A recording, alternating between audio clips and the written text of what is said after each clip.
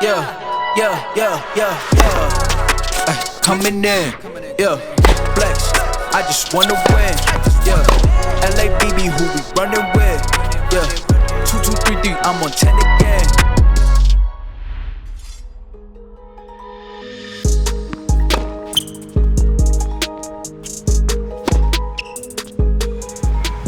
Salut les breakers, très content de vous retrouver dans cette nouvelle vidéo technique sur le coup droit aujourd'hui. Alors je vais y aller étape par étape.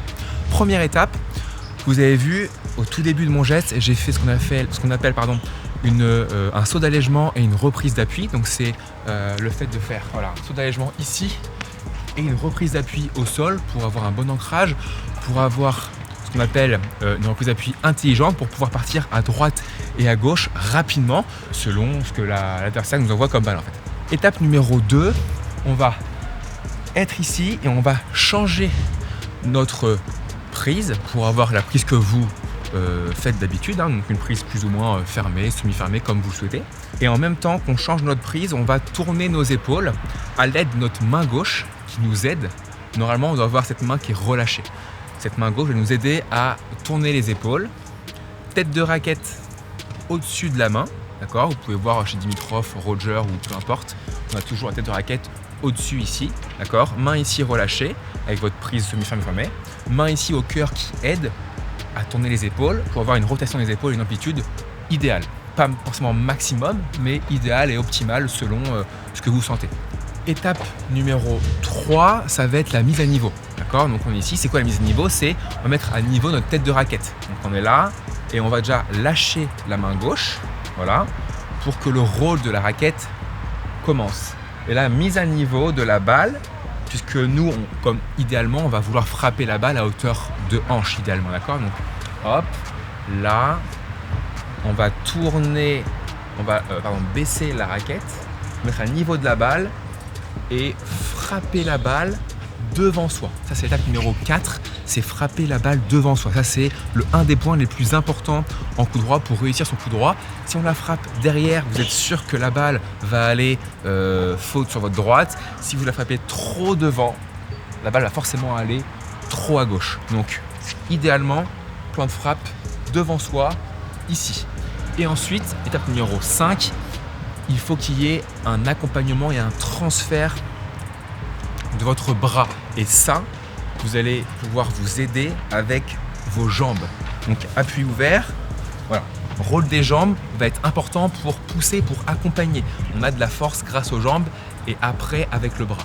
Donc là, appui ouvert et donc accompagnement, on va pouvoir pousser avec un poids du corps légèrement en avant justement, pas en déséquilibre mais légèrement en avant pour bien accompagner.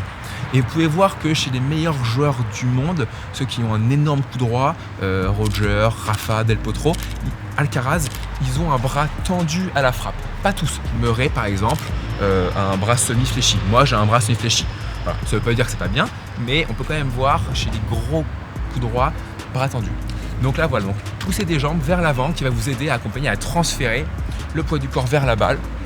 Et en général, le bras finit un petit peu en dessous de l'épaule. Voilà. Hop, hop et hop. Voilà. Et en général, quand c'est appui ouvert, on pousse avec la droite, mais la jambe gauche vient vers l'avant, comme ça. Voilà. Donc ça, c'était pour l'appui ouvert. Appui en ligne, rien ne change à part les jambes, mais au niveau du bras, rien ne change. Hein. C'est exactement pareil. Le saut d'allègement, reprise d'appui. Ici, hop, je lâche la main, je tourne les épaules, etc. Par contre, il va y avoir une étape en plus sur l'appui en ligne, c'est qu'en fait on vient faire un appui ouvert plus un dernier pas et votre jambe gauche vient ici, semi-fléchie, hein, comme la jambe droite d'ailleurs en appui ouvert, hein, semi-fléchie, ici, et on va bien sûr pousser pareil que l'appui ouvert. En général, on utilise l'appui ouvert quand la balle est un peu excentrée sur la droite, hein, pour pouvoir ici pousser et après la frappe revenir au centre, se replacer. Et appui en ligne, en général, c'est quand la balle est un peu dans l'axe ou un peu courte. Voilà, pour les débutants, ceux qui commencent le tennis, moi je préconise, je conseille un appui semi-ouvert, donc c'est entre les deux. Je vous explique, c'est pas un appui ouvert, c'est pas un appui en ligne, c'est un appui entre les deux, semi-ouvert. Pourquoi? Parce que les débutants, en appui ouvert, ils vont faire une énorme rotation et il ne va pas y avoir d'accompagnement vers l'avant. Et en fait, ils vont prendre la balle ici, trop en avant, et la balle va finir là-bas. En appuyant en ligne, les débutants, avec son profil, c'est bien, mais en fait, il n'y a pas de transfert de la hanche droite là. Ils sont ici et ils font ça. Donc en fait, il y a un blocage de la jambe gauche complètement. Donc, alors que semi-ouvert, là, on est bien. On va pouvoir passer la hanche droite vers l'avant avec un accompagnement et un transfert. Je pense que c'est idéal si vous débutez le tennis. Voilà. Pour ceux qui sont un peu plus confirmés, choisissez. Moi, j'adore faire appui ouvert. J'adore. Mais en ce moment, vu que je veux être un peu plus agressif et aller plus vers l'avant, j'utilise beaucoup plus l'appui semi-ouvert, voire un peu plus en ligne, et transférer un maximum pour la hanche droite vers l'avant pour qu'il y ait à chaque fois une poussée vers l'avant. Voilà. Donc quand je suis à l'entraînement, alors en général, je suis plus en appui en ligne maintenant et je traverse sur chaque balle.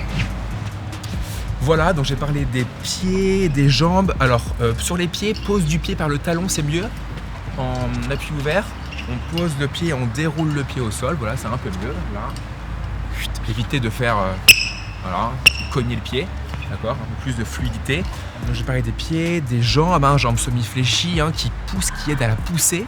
Rotation des épaules, amplitude, accompagnement, plan de frappe en avant, relâchement au niveau de la main et du bras. Ça c'est super important pour la fluidité, pour qu'elle parte bien. Si on est crispé et tendu sur le grip, elle partira pas bien, elle sera pas fluide.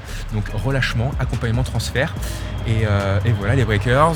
J'espère que la vidéo vous a plu. On va faire pas mal de vidéos comme ça un peu techniques, du contenu un peu pour débutants et confirmés. Donc si ça t'a plu, n'hésite pas à mettre un petit like et surtout s'abonner à la chaîne, c'est super important.